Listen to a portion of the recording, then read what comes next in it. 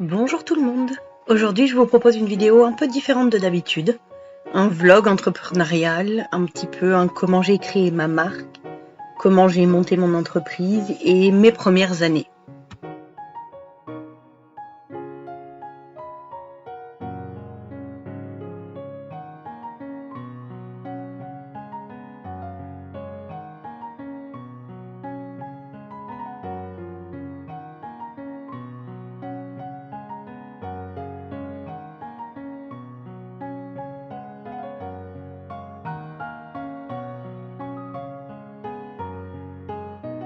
L'histoire de mon entreprise, j'ai appelé mon entreprise Mes Nouvelles Tenues. Alors j'ai créé ce nom avec les initiales de mes enfants. Le M pour mon grand, le N pour mon moyen, le T pour le petit. J'ai longuement cherché des mots qui pouvaient faire vêtements puisque à la base je faisais des vêtements. J'ai d'ailleurs commencé par faire des vêtements uniquement à mes fils et je voulais les étiqueter pour dire que je les avais faits. C'est de là que j'ai cherché ce nom et donc on était en 2012 à l'époque. Donc j'étiquetais les vêtements de mes enfants et des copines m'ont demandé un peu quelques tenues ou un petit accessoire, des choses comme ça. Donc j'ai commencé à en donner à mes amis. Et puis, ces mêmes amis m'ont dit « Mais pourquoi tu n'y vends pas ?» En même temps que tout ça, mon frère a fait des études un petit peu webmaster infographiste. Et pour son travail, son projet de licence, ou de maîtrise, je ne sais plus, un des deux, il a proposé de faire mon logo avec son collègue, c'était un petit travail en binôme. Donc je lui ai dit « Ok, vas-y, pars sur un logo, fais-moi ça ». Et après une proposition que j'ai souhaité faire modifier, il m'a fait mon logo actuel. Donc voilà, avec les initiales de mes enfants, j'avais le nom Mes Nouvelles Tenues. Avec mon frère, j'ai eu mon logo. J'ai cousu depuis 2012 donc. Et puis, j'ai décidé que les enfants étant plus grands, j'avais un petit peu de temps pour lancer mon entreprise à mi-temps. Donc je me suis lancée en 2020. Quand je dis 2020, vous captez là ce qui s'est passé en 2020. Très mauvais timing. J'ai fini toute ma paperasse en janvier. J'ai envoyé les papiers pour un lancement en février. J'ai reçu la réponse de l'URSSAF qui me disait que mon entreprise était ouverte 3 jours avant que notre cher locataire de l'Élysée annonce le confinement dû au Covid. Donc ouverte depuis 3 jours, je voulais annoncer ma joie sur les réseaux sociaux. Confinement, j'ai dû fermer. Superbe. Donc l'année 2020 a été mitigée, on va dire. À la sortie des confinements, j'ai été repérée par une nana qui tenait une boutique de créateurs et qui a voulu mettre quelques-unes de mes affaires dans sa boutique. Donc finalement, à partir de mai, ça a commencé à bien fonctionner. Puis octobre est arrivé avec un nouveau confinement, donc vachement moins bien. Puis il y a eu Noël qui a bien fonctionné. Puis 2021 est toujours un petit problème de Covid, donc c'était moyen. Donc on va dire que ma première année, une fois que j'ai fait le bilan de février à février, c'était clairement limite.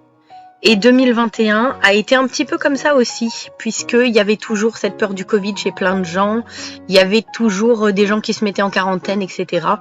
Donc pas le bon moment pour se lancer, clairement. Je ne sais pas si j'ai eu la meilleure idée du siècle à ce moment-là. La boutique où j'étais a fermé. Donc la période de Noël 2021, ça a été mes premiers marchés.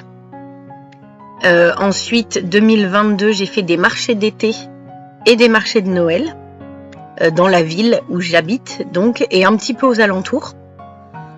Et l'été 2022 a vraiment bien marché. Je me disais cool, ça y est, je décolle enfin un tout petit peu. Je voyais déjà mes petits salaires qui allaient être versés, etc. Et raté, l'inflation s'est pointée. Les gens n'avaient plus vraiment d'argent à dépenser dans de l'artisanat.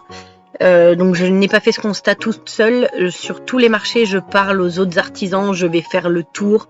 Nous, entre nous, on se soutient, mais on voyait bien que les gens venaient se balader, mais certainement pas acheter. quand vraiment ils achetaient, c'était pas vraiment ce que j'appelle faire des bonnes journées. En tout cas, par rapport à l'été 2022, je dois dire que mon mois de Noël était moins bien. Enfin, ma période de Noël, puisque je compte novembre et décembre dans mes marchés de Noël. J'avais fait mieux l'été, avec les touristes principalement. Donc j'étais un peu déçue. Et je me disais, c'est pas grave, en 2022, l'inflation va passer et tout va s'améliorer. Pour tous ceux qui n'ont pas vécu dans une yourte en 2023, vous avez vu que l'inflation n'est pas du tout passée. Donc mon année 2023, niveau travail, j'ai envie de dire, elle a été vraiment très très très mitigée. J'ai aimé le peu de projets que j'ai eu. Par contre, mes marchés plutôt nuls. Je vais pas dire catastrophique parce que finalement quand je faisais le bilan avec les autres artisans à la fin, je faisais pas pire. Je faisais mieux que certains. Mais par rapport à l'année d'avant, clairement c'était nul. Comme la période 2023 a été assez calme, je me suis orientée vers des produits un peu différents de ce que je fais d'habitude. Et je dois dire que j'ai découvert un autre processus de création. Je créais énormément, je voyais un tissu, je le touchais et dans ma tête, par exemple, je voyais ce que je pouvais en faire. Si c'était un tissu plutôt fluide, quand je le touchais, je voyais par exemple le tombé d'une robe longue. Quand c'était un petit molleton à motif par exemple, j'imaginais le pull, je voyais si je mettais des poches contrastées, des choses comme ça. Quand je ne le fais pas de suite, j'en rêve la nuit ensuite. Donc le matin, je me dépêche d'aller découper cette pièce pour la voir prendre forme. Mais j'ai également fait d'autres choses que de la couture. Disons d'autres choses qui allient un autre talent que celui de coudre. J'ai été un peu plus créative. Et ça m'a donné plein d'idées pour 2024. Ah oui, et en 2023, j'ai aussi loupé des marchés. Alors, loupé, oui et non, parce que je n'ai rien raté, mais niveau professionnel, j'ai trouvé que c'était un petit manque, parce que nous sommes allés au Canada pendant 1 mois, et il m'a fallu que j'arrête l'entreprise un tout petit peu avant, enfin que je la mette en pause en vacances. Ensuite, donc on n'était pas là. Et ensuite, quand on est revenu, j'ai eu le décalage horaire et le temps de me remettre dans le bain. Et en fait, toutes les inscriptions étaient déjà closes. Donc, j'ai un peu raté le coche pour m'inscrire, là, j'avoue. Je vais pas regretter puisque ça s'est fait, c'est comme ça. Donc, voilà. Pour 2024, je m'organiserai un petit peu mieux. J'ai quand même fait un bilan 2023. Mon année était assez mitigée, mais je reste optimiste pour 2024. Dans ce bilan, je devais dire mes 3 grandes réussites de l'année. Mes marchés d'hiver 2023 qui ont mieux fonctionné que les marchés d'été. Mes calendriers de l'Avent, parce que j'ai été vraiment très contente. Certains sont partis en Allemagne, donc c'est une première pour moi. Et j'ai également commencé une collaboration avec une coiffeuse du coin pour tous mes accessoires cheveux. Donc, j'ai quand même des réussites sur cette année. Par contre, pour mes déceptions ou mes frustrations, je peux dire que mes marchés d'été font partie de cette catégorie-là. Mon chiffre d'affaires aussi, malheureusement.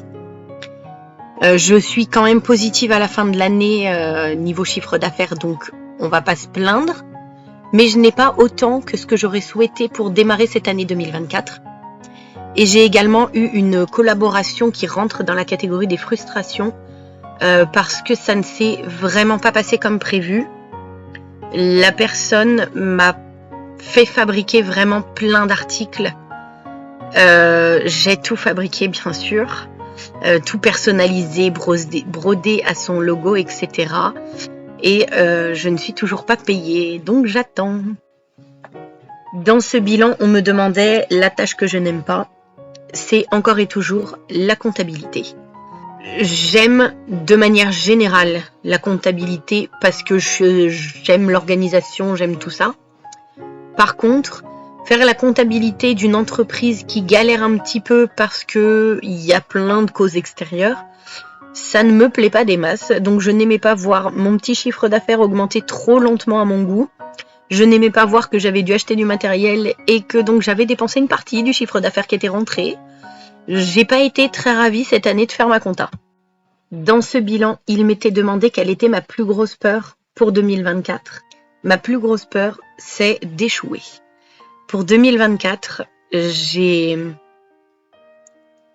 prévu beaucoup de changements dans mon organisation, dans ma façon de travailler, dans tout le processus habituel de ce que je fais depuis maintenant 4 ans. Parce que le 10 février, mon entreprise aura 4 ans. Donc, j'ai très très peur d'échouer parce que je m'affirme un peu plus à travers ces projets-là de 2024. J'ai peur que ça n'ait pas le retour que j'attends.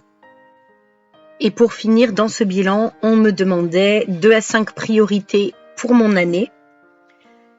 J'avais une priorité sur la communication parce que je voulais énormément communiquer sur mon futur fonctionnement.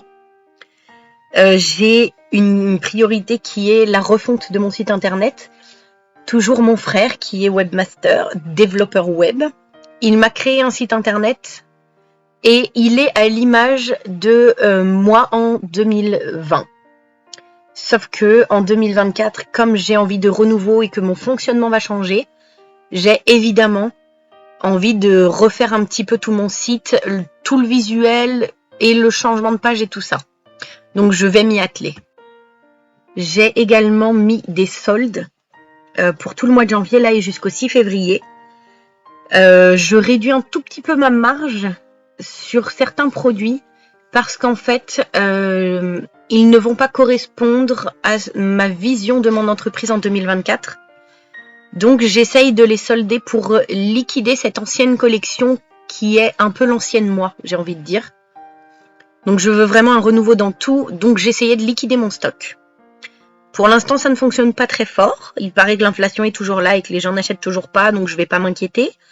Mais des articles de créateurs à ce prix-là, il faudrait quand même que les gens en profitent.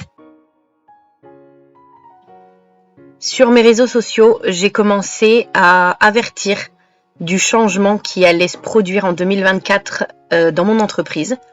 Pour que les gens comprennent ce changement, j'ai quand même expliqué ce qui se passait dans ma tête. Donc que 2022-2023 a été vraiment dur.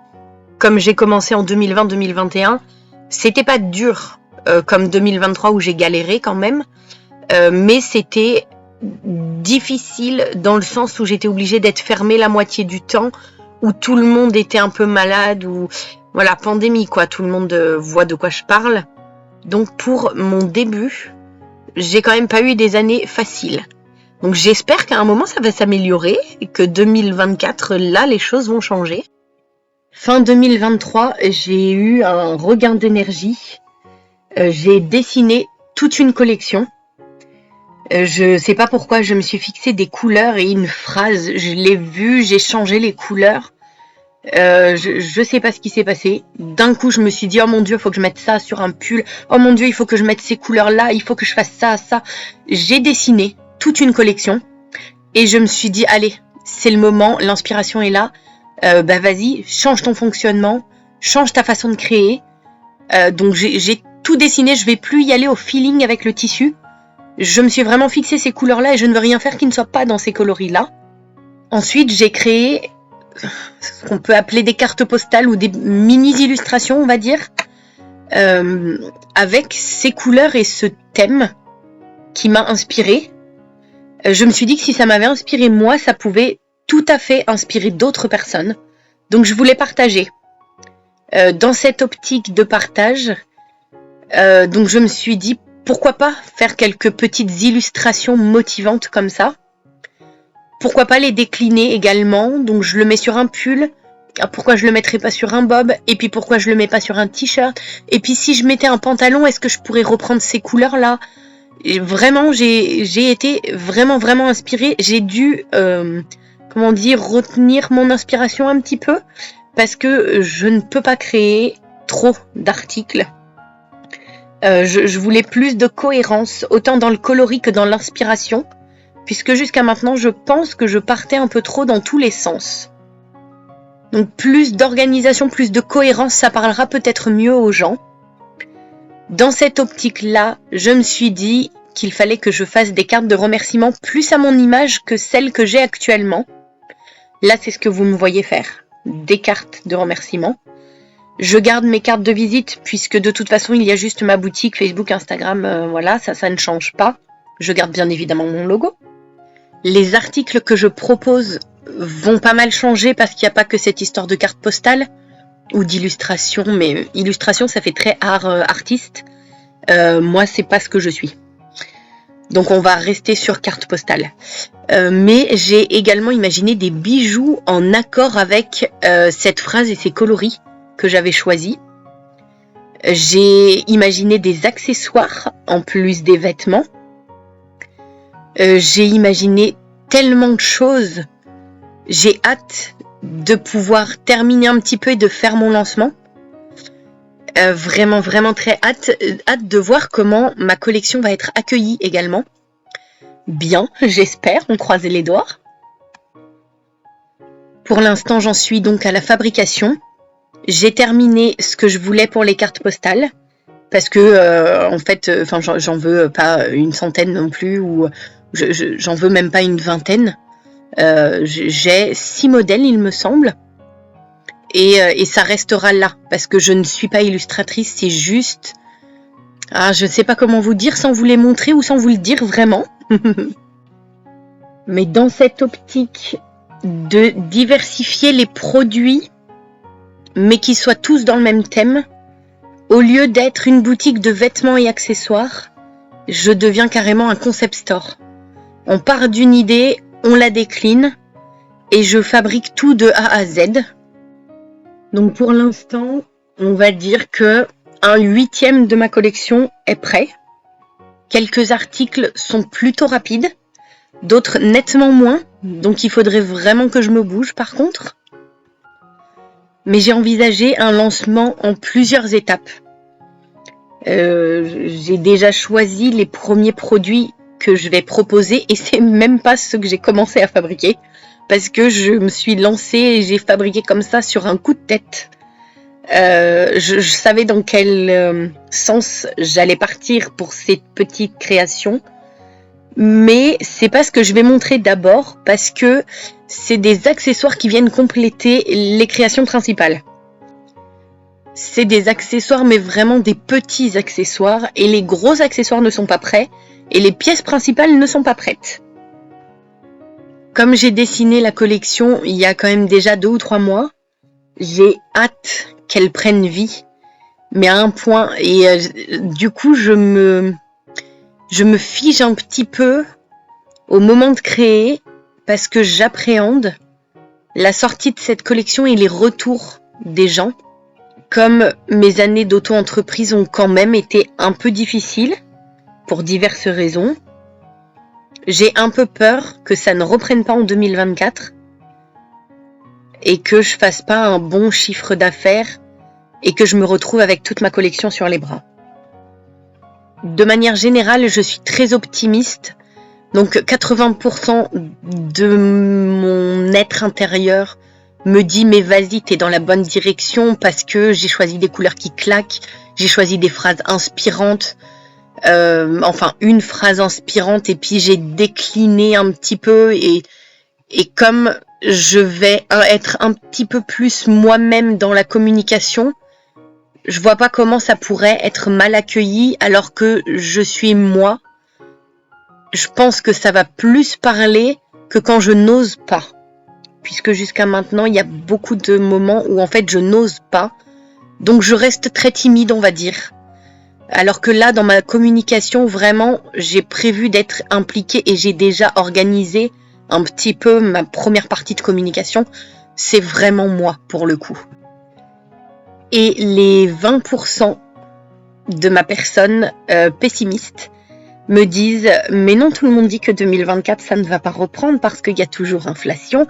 Mais non, tu vas encore avoir ta collection sur les bras puisqu'en 2023, tu n'as pas vendu tant que ça et tu as encore plein d'articles puisque tu as 2 caisses pleines. » Donc globalement, dans ma tête, c'est un petit peu le bazar. Mais je suis plus optimiste que pessimiste. J'y crois quand même. Donc on croise les doigts, hein. Allez, en avant-première, je vous montre mes petites cartes de remerciement que j'ai dessinées. Mes petites cartes postales, affiches, appelez ça comme vous voulez. Comme vous pouvez le voir, des phrases motivantes et des couleurs.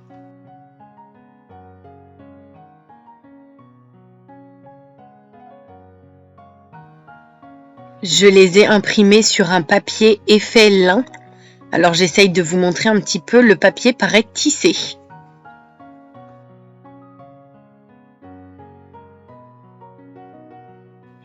Et pour les non-anglophones, j'ai fait plusieurs phrases en français. En réalité, je n'en ai qu'une en anglais, parce que cette phrase-là me parle à moi. Mais pas mal de personnes ne comprennent pas quand je mets des petites accroches en anglais comme ça. Donc je me suis dit, allez hop, on est en France, on fait français.